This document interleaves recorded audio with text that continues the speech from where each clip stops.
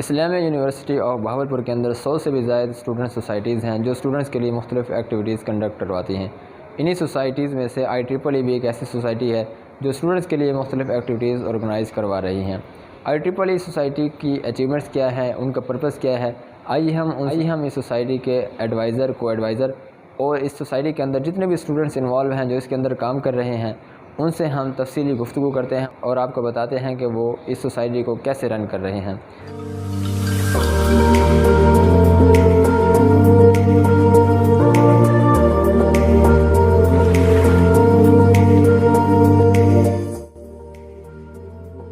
I'm Anam Farooq, advisor of Women in Engineering IEEE UCET student branch.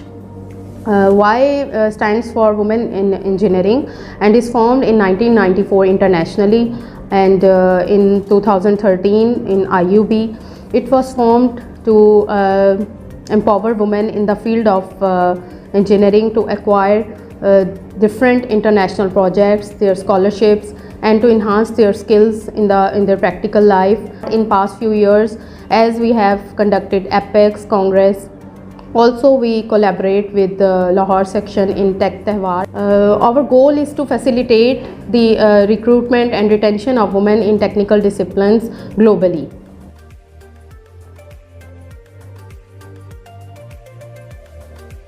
My name is Dr. Asjad Amin and I am the branch counselor of IEEE UCET at the Islamic University of Bahawalpur. Main objective ये था कि हम student की capacity building चाहते थे, अपनी environment के लिए सोशल या ह्यूमैनिटेरियन प्रोजेक्ट्स चाहते थे, लेकिन हर प्रोजेक्ट में the flavour should be technology and innovation.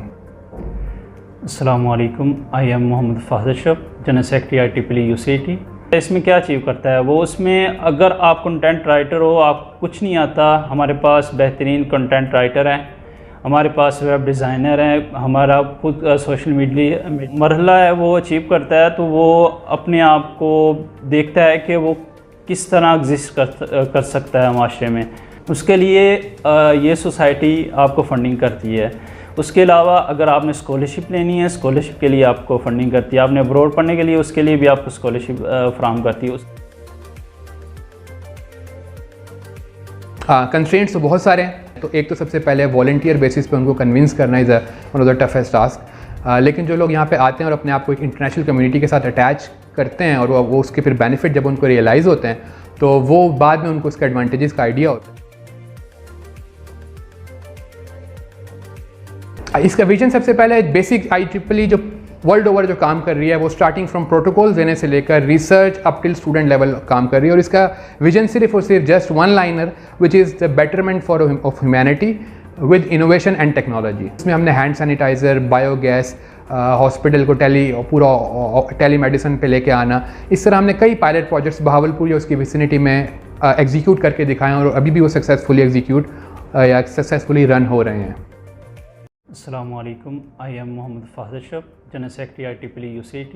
इसमें क्या अचीव करता है वो, उसमें अगर आप कंटेंट राइटर हो, आप कुछ नहीं आता, हमारे पास बेहतरीन कंटेंट राइटर हैं, हमारे पास वेब डिज़ाइनर हैं, हमारा खुद सोशल मीडिया मरहला है वो अचीव करता है, तो वो अपने आप को देखता है कि वो किस तरह एग्जिस्ट कर सकता है माशरे में। उसके लिए ये सोसाइटी आपको फंडिंग करती है। उसके अलावा अगर आपने स्कॉलरशिप लेनी है, स्कॉलरशिप के लिए आपको फंडिंग करती है। आपने अब्रॉड पढ़ने के लिए, उसके लिए भी आपको स्कॉलरशिप फ्राहम करती है। कंस्ट्रेंट्स तो बहुत सारे हैं। तो एक तो सबसे पहले वॉलंटियर बेसिस पे उनको कन्विंस करना is one of the toughest task. लेकिन जो लोग यहाँ पे आते हैं और अपने आप को एक इंटरनेशनल कम्युनिटी के साथ अटैच करते हैं और वो उसके फिर बेनिफिट जब उनको रियलाइज़ होते हैं तो वो बाद में उनको उसके एडवांटेजेस का आइडिया होता है।